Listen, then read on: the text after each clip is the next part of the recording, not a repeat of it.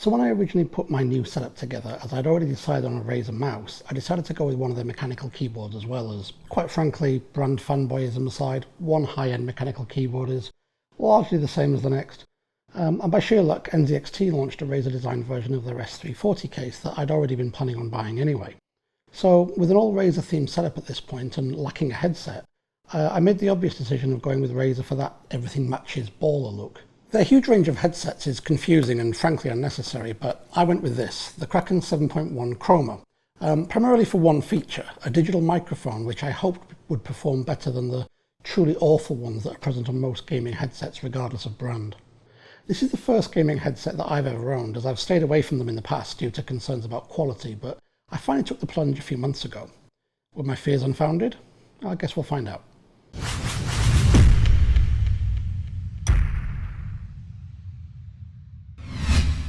Let's start off with the price. I picked this one up for $90, which on the face of it seems pretty reasonable, as most gaming headsets range from $20 to a whopping $300. So at less than $100, I'd say we're at the top end of the lower price bracket. And we do seem to get a lot for our money. Digital connectivity via USB, the digital microphone that I mentioned earlier, large around-the-ear drivers, and even 7.1 surround sound, albeit virtual surround, so more of a software driver feature than real surround. There's even the latest RGB lighting. But the feature list is very long for the money, so is the build quality shockingly bad to compensate for this? Not really, no. It's all plastic, of course, but the chunky, robust feeling kind. It won't take really careless abuse, but it's not fragile either. I really like the notched adjustment on the headband, which are also clearly marked. This is a boon if you regularly fold them up for transport and have to adjust up everything again when you pull them out of your bag.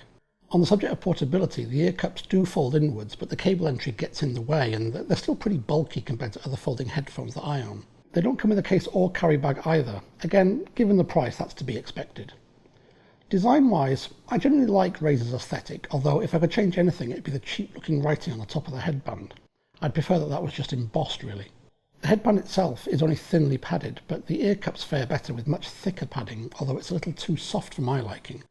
The backs of the ear cups look nice with some classy mesh, and the lighting is limited to just the Razer logo, so you don't end up looking like a refugee from Times Square. But on the subject of the mesh, don't be fooled, these are not open-backed headphones. They're a closed-back design, which means very little sound leakage to annoy those around you, but a more restricted sound stage, which makes mentally positioning instruments in music harder, and the same goes for locating enemy fire when gaming.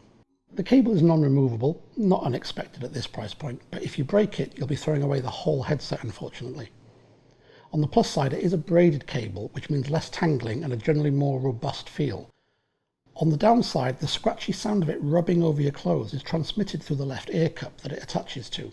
It's not super annoying unless you have the headset at very low volume and move around a lot, but I always struggle to understand how these kinds of design flaws aren't noticed by the engineering teams. Installation is easy, just download Razer's Synapse software and plug them into an available USB port. The software isn't bad, with sensibly labelled options that are divided up into tabs, one for the sound, one for the mic, another for lighting, and so on. The first thing you'll want to do is calibrate the surround sound, which involves listening to a helicopter coming from a certain direction according to the software, and dragging a slider to fine-tune it so it sounds to you like it's coming from that direction. You do this for various points on the compass, and the end result is fairly convincing, although behind me sounds more like below me for some reason. Go figure. I'd say Razer's suggestion of true-to-life positional audio is a bit of a reach by the marketing department. The mic has some sensible adjustments for sensitivity and volume, along with an ability to filter out background noise.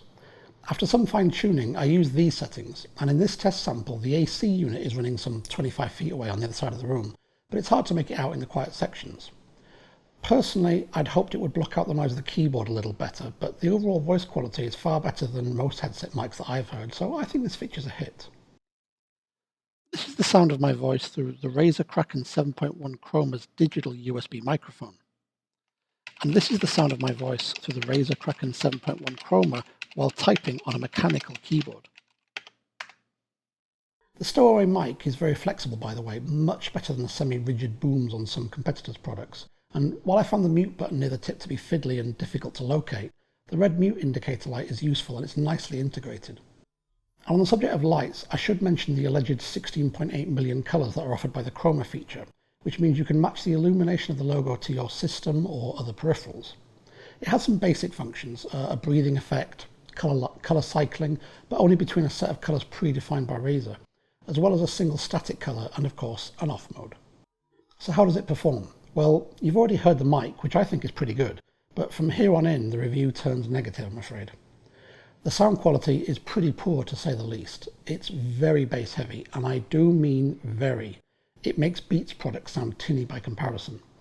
It just sounds completely unbalanced, and you might think that would work for the explosions in a first-person shooter. But the problem is, it makes everything else difficult to hear. Gunfire, your teammate's voice, whatever. As for stowing the microphone away and using the Kraken for listening to music, I really can't recommend that either. In addition to the overwhelming bass, the mid-range sounds muddy, sort of as though you're listening to a concert going on behind a couple of pairs of very thick drapes. And there's no sparkle to the top end either. To be honest, it sounds cheap, and as though no one spent any time engineering anything. They just threw a cheap pair of drivers in as they know you can't see them, boosted the bass response so it sounds impressive in that 1-minute in-store demo, and then just went home early.